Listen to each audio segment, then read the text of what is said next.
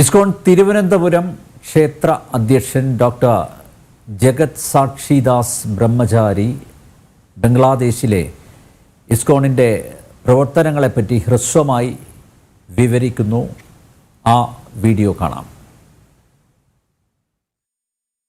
ബംഗ്ലാദേശിൽ ഹരേ കൃഷ്ണ പ്രസ്ഥാനത്തിന് ഏകദേശം 40-ൽ കൂടുതൽ വലിയ ക്ഷേത്രങ്ങളും ക്ഷേത്ര സമുച്ചയങ്ങളും പിന്നെ 100 കണക്കില് മറ്റു ചെറിയ കേന്ദ്രങ്ങളുമുണ്ട്. 50,000-ന് പുറമെ ദീക്ഷയെടുത്ത, അതായത് ഈ വൈഷ്ണവ സമ്പ്രദായം സ്വീകരിച്ച വിശ്വാസികളും ഭക്തജനങ്ങളും ലക്ഷക്കണക്കില് അനുയായികളും ഈ പ്രസ്ഥാനത്തിനുമുണ്ട്.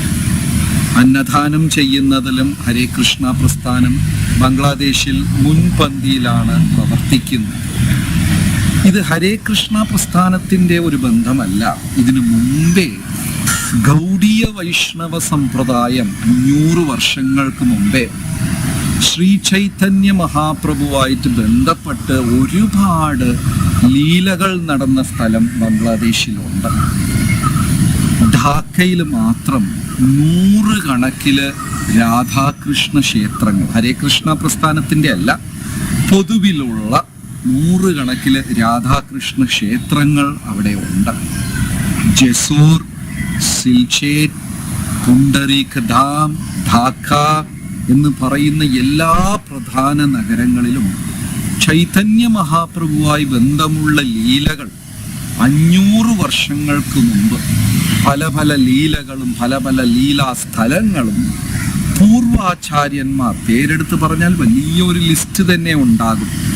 നരോത്തമദാസ ഠാക്കൂർ, രൂപ ഗോസ്വാമി, സനാതന ഗോസ്വാമി, ഇങ്ങനെ പലതരത്തിലുള്ള ഗൗഡീയ വൈഷ്ണവ സമ്പ്രദായത്തിൽ പ്രമുഖരായ ആചാര്യന്മാർ ജന്മം കൊണ്ടതും ഭക്തിപ്രസ്ഥാനം നടത്തിയതും ഇങ്ങനെ പല സ്ഥലങ്ങൾ ബംഗ്ലാദേശിലുണ്ട്.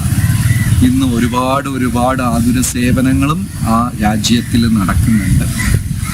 ഇപ്പോൾ നടക്കുന്ന കാര്യം നമുക്ക് ചെറിയ വിഷമമാണ്.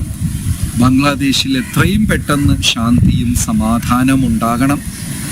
ഇസ്കോൺ പ്രസ്ഥാനത്തിന് വേണ്ട സംരക്ഷണം ലഭിക്കണം. മറ്റ് ന്യൂനപക്ഷത്തിലുള്ള എല്ലാ മതത്തിലുള്ളവർക്കും സംരക്ഷണം കിട്ടണം എന്ന് പ്രാർത്ഥിക്കുന്നു. ഹരേ കൃഷ്ണ പ്രസ്ഥാനം കേന്ദ്രത്തിൽ ഭാരത സർക്കാരിനോട് പലതരത്തിലുള്ള അഭിമുഖങ്ങളും അതിന് വേണ്ട നീക്കങ്ങളും ചെയ്തുകൊണ്ടിരിക്കുകയാണ്. സർക്കാരും വേണ്ട സഹായങ്ങൾ ചെയ്യാം എന്ന് വാഗ്ദാനം ചെയ്തിട്ടുണ്ട്.